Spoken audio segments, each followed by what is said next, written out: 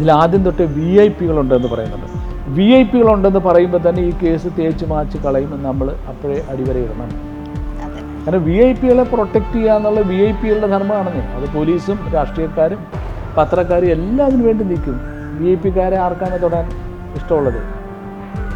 അപ്പം സജി നന്ദിയാടിൻ്റെ 5 ഫിംഗേഴ്സ് എന്നുള്ള സിനിമയുമായി ബന്ധപ്പെട്ടാണ് 5 ഫിംഗേഴ്സ് സജി നന്ദിയാടിൻ്റെ. അതിനകത്ത് ബേബിയുടെ മകൻ, കുടിയേരിയുടെ മകനൊക്കെ അഭിനയിച്ചിരുന്നു ഈ പടത്തിനകത്ത്. ശ്രീകുമാരി ഒരു കത്ത് ജസ്റ്റിസ് ബസന്തിന് അയച്ചു. ആ കത്ത് റെക്കോർഡറാണ് ഹൈക്കോടതിയിൽ. അവിടുന്ന് ജസ്റ്റിസ് ബസന്ത് അത് ഇങ്ങോട്ട് ഫോർവേഡ് ചെയ്തു. Which means it's a public document. ഒന്നും ഈ കത്തിനെക്കുറിച്ച് ശ്രീലേഖ അന്വേഷിച്ചപ്പം ഈ കത്തെഴുതി ആരെയൊന്നും കണ്ടെത്താൻ കഴിഞ്ഞില്ല. അപ്പം ഞാൻ ചോദിച്ചു, 10ാം ക്ലാസ്സിൽ പഠിക്കുന്ന ഒരു കുട്ടി, അല്ല 9ൽ പഠിക്കുന്ന ഒരു കുട്ടി ഇത്രയും പ്രമുഖരായ രാഷ്ട്രീയ നേതാവിനെ കുറിച്ച് സ്വന്തം ഐഡൻറ്റിറ്റി റിവീൽ ചെയ്തുകൊണ്ട് എഴുതും എന്ന് പോലീസുകാരിയായ താങ്കൾ കരുതുന്നുണ്ടോ എന്ന് ചോദിച്ചു.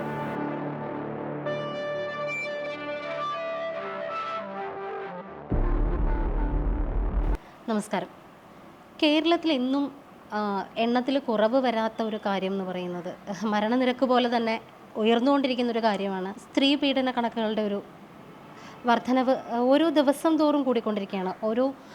നമ്മളുടെ ഒരു കേരള ചരിത്രത്തിൻ്റെ ഒരു കാര്യം എടുത്ത് നോക്കിക്കഴിഞ്ഞാൽ എനിക്കൊക്കെ തോന്നുന്നു എൻ്റെയൊക്കെ ഒരു കുട്ടിപ്രായത്തിൽ സൂര്യനെല്ലി കേസ് ആ ഒരു സമയത്ത് ആ ഒരു ടൈമിൽ ഞാനൊക്കെ കേട്ട ഏറ്റവും ക്രൂരമായൊരു പീഡന കഥ എന്ന് പറയുന്നത് സൂര്യനെല്ലി കേസ് തന്നെയാണ്.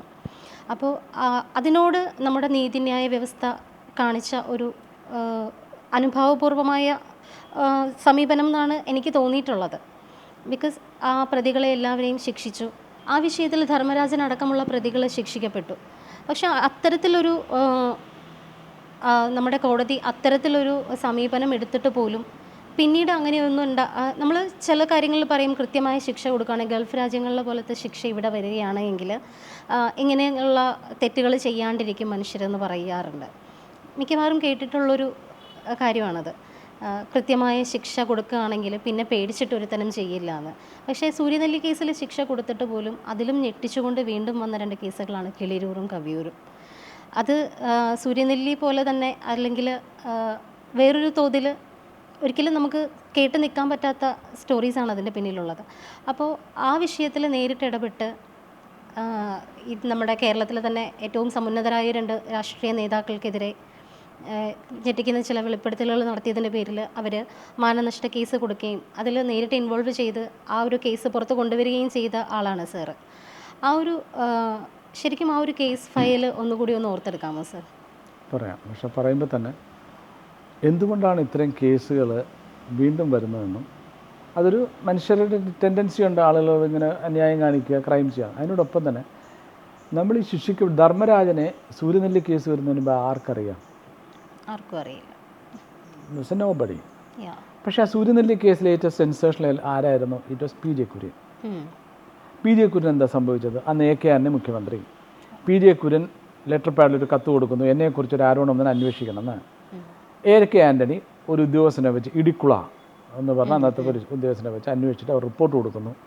കുര്യൻ ഇതിനകത്തൊന്നുമില്ല. കുര്യൻ ആ സമയത്ത് വേറെ NSSലെ നാരായണൻ നായരെയോ ആരെയോ കാണാൻ പോയിരുന്നു. പിന്നെ വേറെ ഏതൊരു വീട്ടിൽ നിന്ന് പുള്ളി ഡൽഹിയിലേക്ക് ഫോൺ വിളിച്ചിരുന്നു. അവിടെ നിന്ന് ഇത്ര സമയം കൊണ്ട് ഈ പറയുന്ന സ്ഥലത്തെത്താൻ പ്രായോഗികമല്ല എന്ന് പറഞ്ഞാൽ അലിബി കണ്ടെത്തി കൊടുക്കുന്നു. സൂര്യനെല്ലി കേസ് ഞാൻ റിപ്പോർട്ട് ചെയ്തതാണ്. ഞാൻ ഈ ഇടുക്കുള്ള ഇൻ്റർവ്യൂ ആയിരുന്നു. ഞാൻ ഈ ഒരു വീട്ടിൽ നിന്ന് പുള്ളി ഫോൺ വിളിച്ചു എന്ന് പറഞ്ഞാൽ ആ വീട്ടിലും പോയിരുന്നു. അപ്പം ഞാൻ ഇവരോട് ഈ ഫോൺ വിളിച്ചെന്ന് ആരോട് ചോദിച്ചാൽ അവർ പറഞ്ഞു, അവർ ഫോൺ ലിസ്റ്റൊക്കെ എടുത്ത് കാണിച്ചു തന്നു.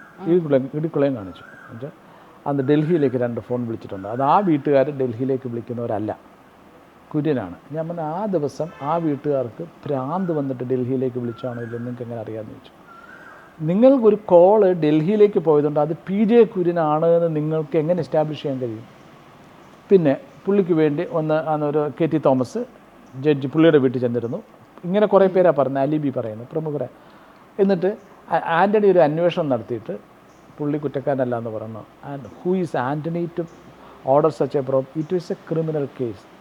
ധർമ്മരാജനെ എടുത്തതുപോലെ ഒരു ആരോപണം വന്നാൽ PJ കുര്യനും സെയിം ട്രീറ്റ്മെൻറ്റാണ് ഉണ്ടാകേണ്ടത്. PJ കുര്യൻ പ്രമുഖ നേതാവായതുകൊണ്ട് PJ കുര്യന് വേണ്ടി മാത്രം ഒരു അന്വേഷണം നടത്തിയിട്ട് PJ കുര്യൻ ഇൻവോൾവ് അല്ല എന്ന് AK ആന്റണി പത്രസമ്മേളനം നടത്തി പറയണമെങ്കിൽ ബാക്കി എല്ലാവരെയും കുറിച്ച് AK ആന്റണി പത്രസമ്മേളനം നടത്തണം.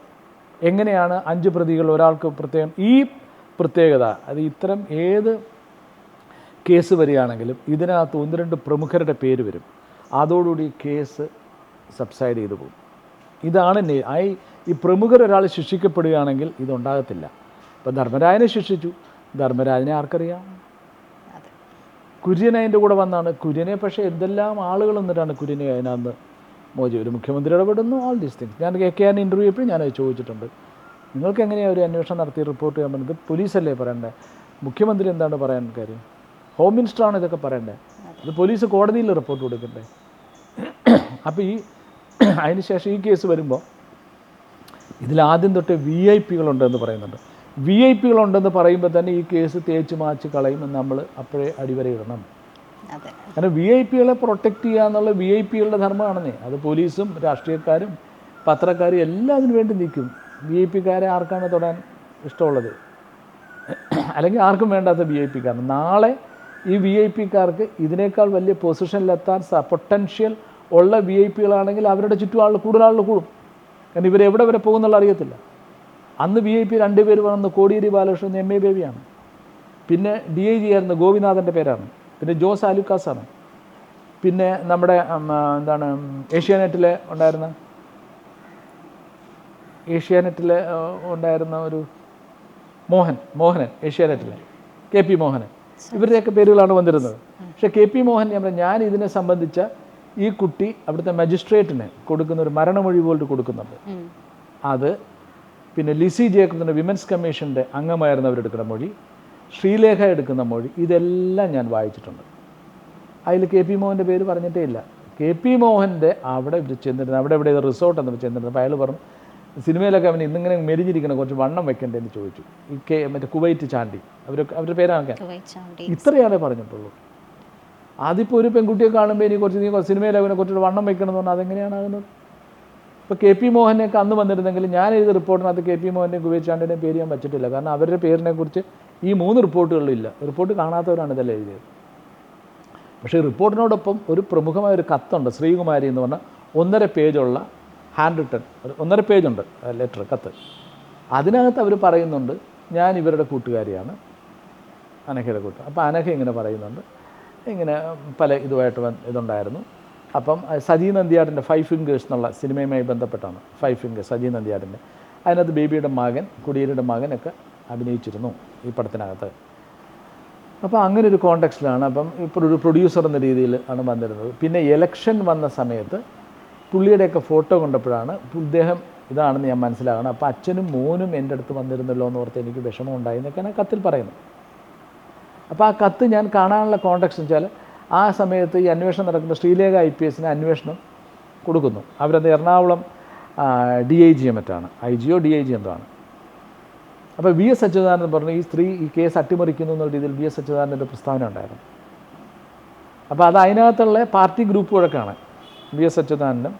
അത് അവരുടെ ഗ്രൂപ്പ് വഴക്കിൻ്റെ ഭാഗമാണ് ഇതെല്ലാം, VS പറയണമല്ല.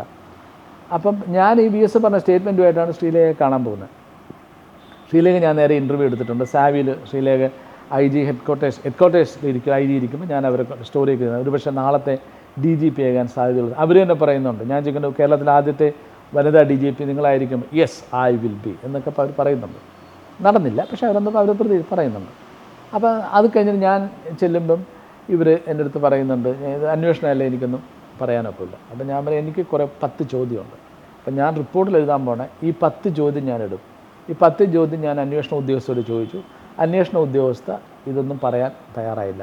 11ാമത്തെ ചോദ്യം എന്ന് പറയുന്നത് VS അച്യുതാനന്ദൻ താങ്കൾക്കെതിരെ ഉന്നയിച്ച ആരോപണമാണ്, അത് ഞാൻ കൊടുക്കും, അതിന് താങ്കൾക്ക് മറുപടിയില്ല. ഇതാണ് എൻ്റെ റിപ്പോർട്ടെന്ന് പറഞ്ഞു. അപ്പോൾ രാജശേഖരൻ ISR അവർ ആ ബുക്ക് വായിച്ചിട്ടുണ്ട്, സ്പൈസ് ഓൺ സ്പേസ്. രാജശേഖരൻ അങ്ങനെ എഴുതരുത്, you should see the documents. അപ്പോൾ എൻ്റെ അടുത്ത് ഫോട്ടോഗ്രാഫറെ വെളിയിൽ പോകാൻ പറഞ്ഞു. ഫോട്ടോഗ്രാഫറെ വെളിയിൽ പോയി എനിക്ക് ആ ഫയൽ എടുത്ത് തന്നു. ഞാൻ ആ ഫയൽ 2004 എൻ്റെ സ്ക്രിബിളിംഗ് പാഡിൽ ഇന്നും ആ നോട്ടിങ്സ് ഉണ്ട്, ഇപ്പോഴും എൻ്റെ കയ്യിലുണ്ടത്. അത് വെച്ച് കുറിച്ചെടുക്കുമ്പോൾ അതിനകത്താണ് ജസ്റ്റിസ് ബസന്തിന് ഈ ശ്രീകുമാരി എന്ന് പറഞ്ഞ അയച്ച കത്ത്. കാരണം ജസ്റ്റിസ് ബസന്തിൻ്റെ ബെഞ്ചിലാണ് ഇത് വരുന്നത്. ജസ്റ്റിസ് ബസന്തിന് അയച്ച കത്ത് അന്വേഷണ ഉദ്യോഗസ്ഥ ആയതുകൊണ്ട് ശ്രീലേഖ IPS അയച്ചു കൊടുക്കുന്നു. ആ കത്തിൽ ഇവരുടെയൊക്കെ പേര് പറയുന്നു.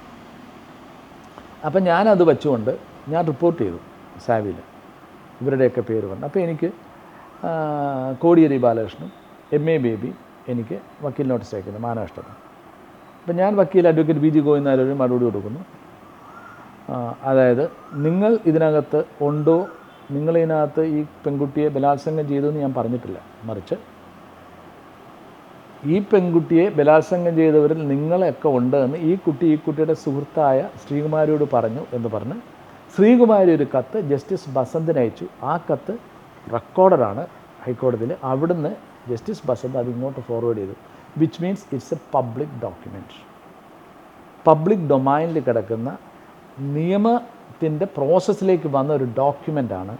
I have quoted only that document.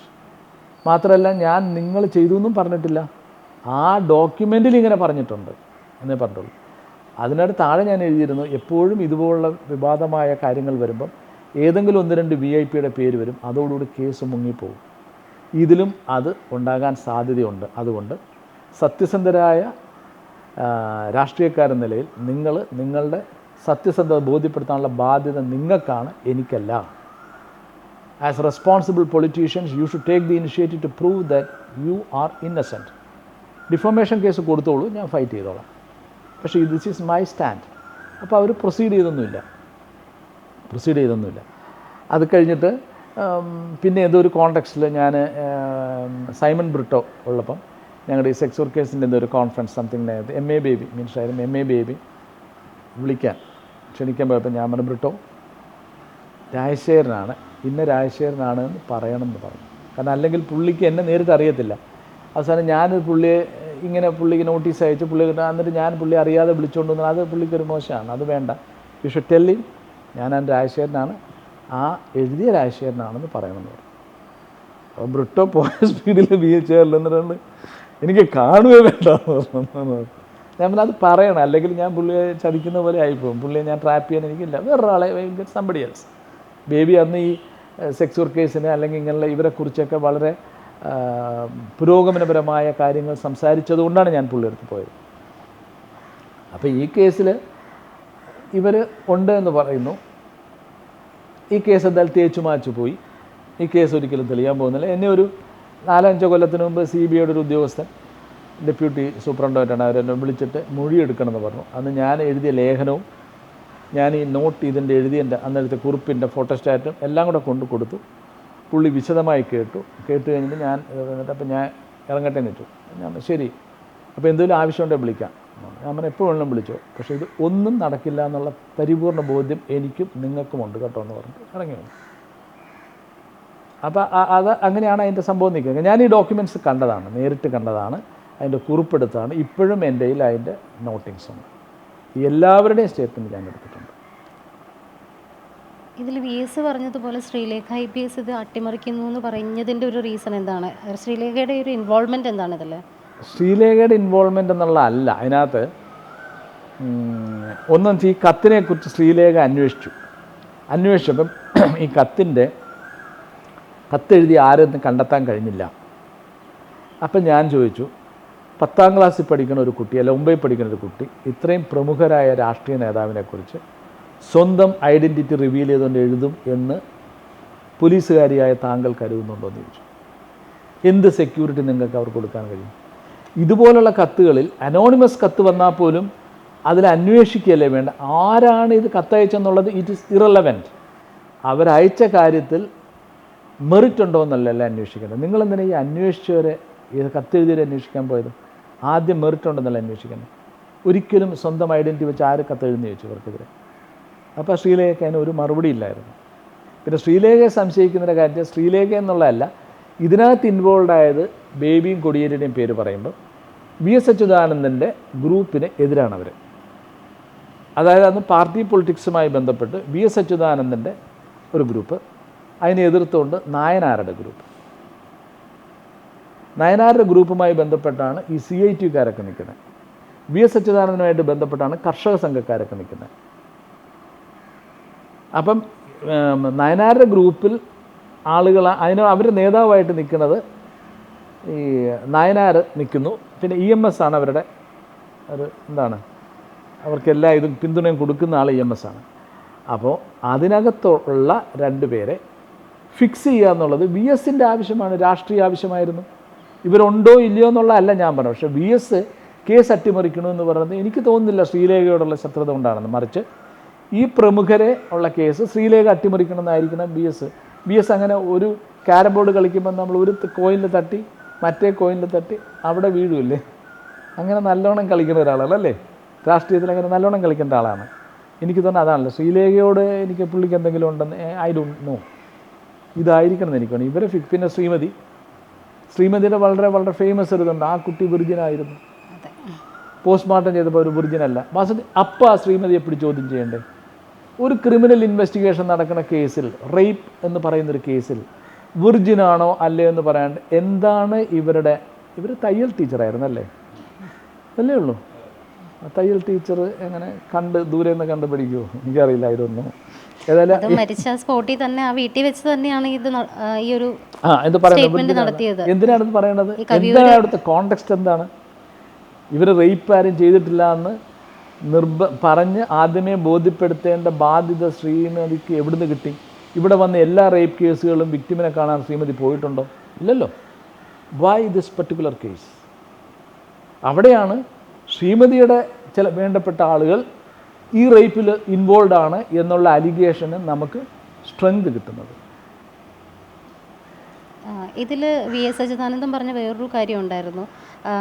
Shari S Nair മരിക്കാൻ കിടക്കുന്നൊരു സമയത്ത് ഏതൊരു VIP ഗസ്റ്റ് കണ്ടപ്പോൾ കുട്ടി മരണവെപ്രാളം കൊണ്ടുവന്ന് പറയുന്നുണ്ട്. ആ VIP ആരാണ് എന്നുള്ള കുറേ പേരുകൾ പുറത്ത് വന്നിരുന്നു.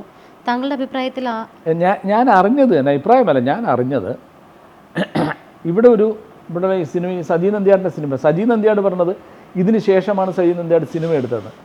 ശരിയായിരിക്കാം. പക്ഷേ സിനിമാ നിർമ്മാണവുമായി ബന്ധപ്പെട്ട പ്രവർത്തനങ്ങൾ സിനിമയുടെ ഷൂട്ടിംഗ് തുടങ്ങുമ്പോഴല്ല, അതായത് നമ്മളെ കളിപ്പിക്കുകയാണ്. ഷൂട്ടിംഗ് തുടങ്ങുന്ന വളരെ മുമ്പേ സിനിമാ നിർമ്മാണവുമായി ബന്ധപ്പെട്ട പ്രോസസ്സ് നടക്കും. ഷൂട്ടിംഗ് അതിൻ്റെ ഫൈനൽ ഒരു എപ്പിസോഡ് പോലെയാണ് ഷൂട്ടിംഗ് എന്ന് പറയുന്നത് അല്ലേ. അതിന് മുമ്പ് ഒരുപാട് ചർച്ചകളൊക്കെ ഇല്ലേ. സതീ നന്ദിയാടിൻ്റെ ലൊക്കേഷനിൽ വെച്ചാൽ നടന്നതെന്നാണ് പറയുന്നത്. അപ്പം ഈ കൊടിയേരി എൻ്റെ Kodiyeri might have been involve. അപ്പം ഷാരിയും അനഘ ഒക്കെ എല്ലാ സമപ്രായക്കാർ അങ്ങനെയൊക്കെയാണ്, അവരുടെ പേരൊന്നും അറിയണമെന്നില്ല. അപ്പോൾ അതുമായി ലതാ നായരുടെ കെയർ ഓഫിൽ വന്ന, ലതാ നായരാണല്ലോ അന്നത്തെ ഒരു പിമ്പെന്ന് പറയുന്നത്, കെയർ ഓഫിൽ വന്നൊരു സ്ത്രീ എന്ന് പറയുമ്പം ആ സ്ത്രീ പെൺകുട്ടി ഞാൻ പോയി എന്ന് പറയുന്ന പെൺകുട്ടിയാണോ എന്ന് വെരിഫൈ ചെയ്യാൻ കോടിയേരി ശ്രീമതി ടീച്ചറിനെ വിളിച്ചോണ്ട് പോയി കാണാം. അപ്പോൾ ഈ കോടിയേരിയെ കണ്ടപ്പോൾ ആ കുട്ടിക്ക് ഭയം തോന്നി കാണാം, അല്ലെങ്കിൽ ആ കുട്ടിക്ക് അസുഖം കൂടുതൽ കാണാം അറിഞ്ഞോളല്ലോ. അപ്പം ഞാൻ അറിഞ്ഞത് കോടിയേരി ശ്രീമതിയായിട്ട് പോയി എന്നാണ് കേട്ടോ. അങ്ങനെ ഞാൻ അറിഞ്ഞത്. അത് ഞാൻ ഹോസ്പിറ്റലിലെ എന്താണ് എൻ്റെ മാതാ ഹോസ്പിറ്റലായിരുന്നു, കാരിത്താസിൽ മാതാ രണ്ടിടത്തായിരുന്നു. അപ്പം എനിക്കൊന്ന് കാരിത്താസിലാണെന്ന് പറഞ്ഞു ഞാൻ. അത് അവിടെ ഞാൻ നമ്മളിങ്ങനെ ചില ആളോട് സംസാരിക്കുക, ചില ഈ ക്ലാസ് 4 ജീവനൊക്കെ അങ്ങനെ സംസാരിക്കുന്നതെന്ന് കിട്ടിയ ഇൻഫർമേഷനാണ് ഞാൻ പറയണത്. അതെനിക്കത് ഫാക്റ്റാണെന്ന് എനിക്കറിയത്തില്ല. എനിക്ക് കിട്ടിയ information from those sources. And how much those source are dependable I don't know. ആ സോഴ്സ് VS ആളാണെന്നും എനിക്കറിയില്ല.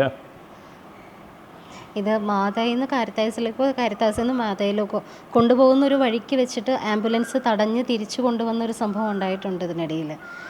അതായത് വേറെ അമൃത ഹോസ്പിറ്റലിലേക്ക് കൊണ്ടുപോകുമ്പോൾ മാതായിൽ നിന്നാണെന്ന് എനിക്ക് തോന്നുന്നു. മാതാ ഹോസ്പിറ്റലിൻ്റെ MD എന്ന് പറയുന്നതും ഇതിൽ ഇൻവോൾവ് ആയിട്ടുള്ള എന്തോ ഒരു ബന്ധം, എന്തോ ഒരു കണക്ഷൻ അതിൻ്റെ അകത്തുണ്ട്.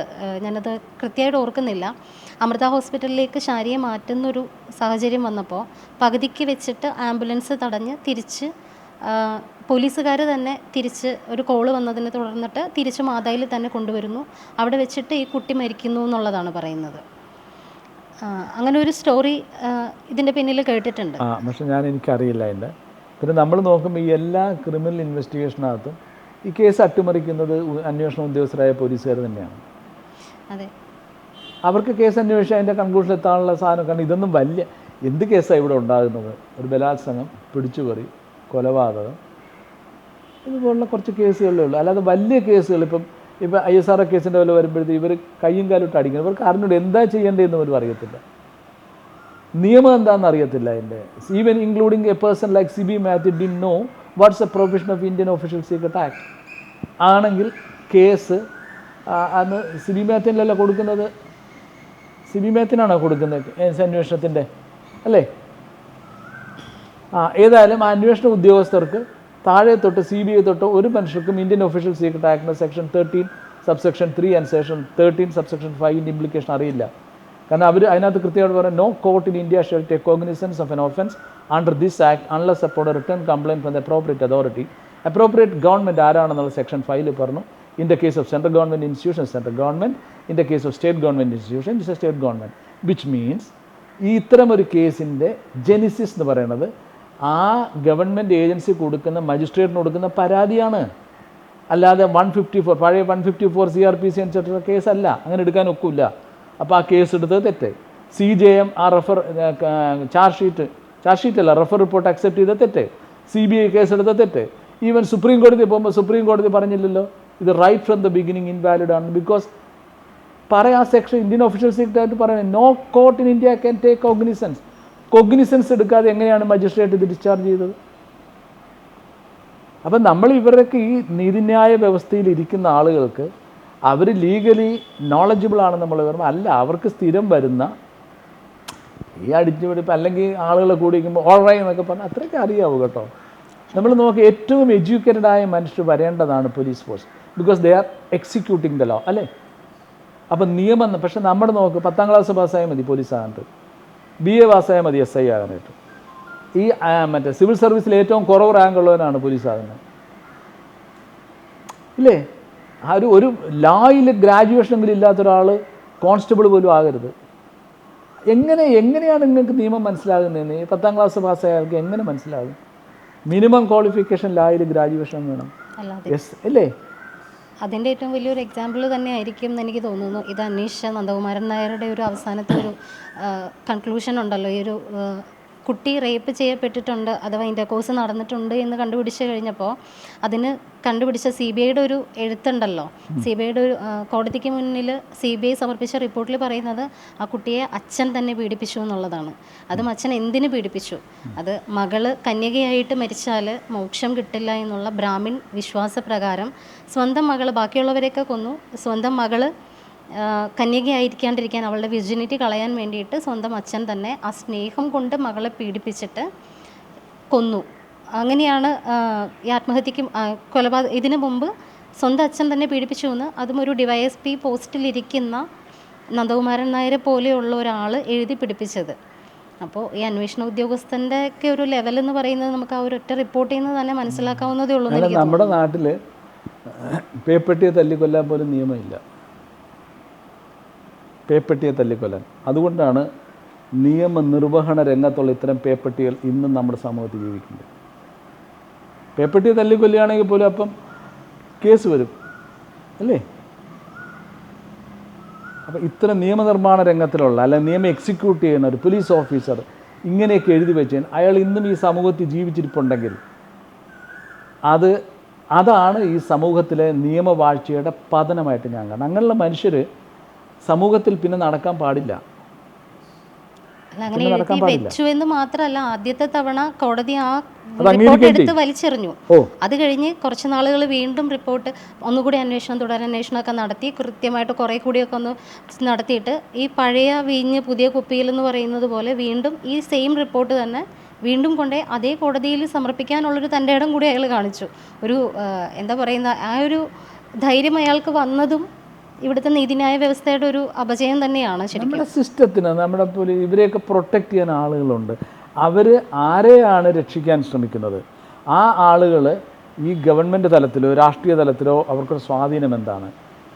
അപ്പോൾ അവർ എന്തെങ്കിലും പ്രശ്നം വന്നാൽ ഇവരെ പ്രൊട്ടക്റ്റ് ചെയ്തോളുന്ന അവർക്കറിയാം. അല്ലെങ്കിൽ ഇവരിങ്ങനെ ചെയ്യത്തില്ല.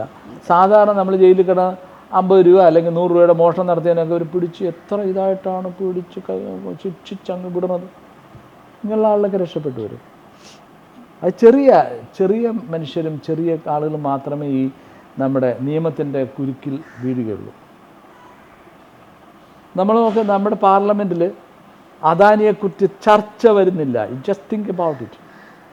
അദാനിയെക്കുറിച്ച് ചർച്ച നടത്താൻ പാർലമെൻറ്റ് അംഗീകരിക്കുന്നില്ല, പാർലമെൻറ്റ് സമ്മതിക്കുന്നില്ല. അവരൊക്കെ പോലെ ലോക്കൽ ലെവലിലുള്ള വലിയ ആളാണ് ഇവരെല്ലാം. ഇവരുടെയൊക്കെ പേര് പറഞ്ഞാൽ നമ്മൾ കണ്ടിട്ടില്ല. കേരളത്തിലെ ഒരു ബാലകൃഷ്ണപിള്ള അല്ലാതെ ആരെയാണ് അഴിമതിക്ക് ശിക്ഷിച്ചിട്ടുള്ളത്? പക്ഷേ വില്ലേജ് ഓഫീസർ, പ്യൂണ് ഇവരെയൊക്കെ ശിക്ഷിച്ച് അകത്ത് കിടപ്പുണ്ടല്ലേ. ബാലകൃഷ്ണപിള്ള VS അച്യുതാനന്ദൻ്റെ ഒരു സ്ട്രോങ് സ്റ്റാൻഡിനെ തുറന്ന് ബാലകൃഷ്ണൻ ശിക്ഷിച്ചിട്ടോ, പുള്ളിക്ക് രോഗമാണെന്ന് പറഞ്ഞ് അതൊക്കെ പോട്ടെ, എന്നാലും ശിക്ഷിച്ചു പേരിനെങ്കിലും.